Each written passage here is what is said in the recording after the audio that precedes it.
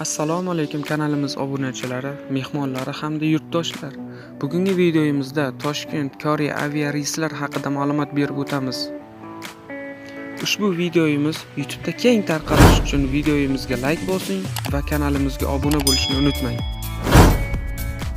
Ma'lumotlarga ko'ra, 7-aprel payshanba kuni kechasi Toshkent Seoul Incheon yo'nalishi bo'yicha turistik samolyot Asiana Airlines aviaqatnovi amalga oshiriladi.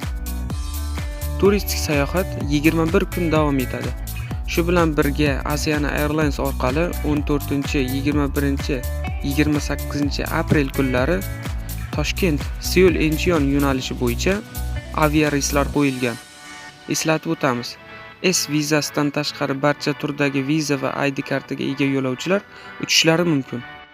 Bilet narxi $1477. Hozircha ma'lumotlarimiz shulardan iborat. Kanalimizdan yiroqlashmang. Albatta biz sizga ushbu ma'lumotlarni birinchilardan bo'lib yetkazamiz. Qadringiz va qaddingiz baland bo'lsin.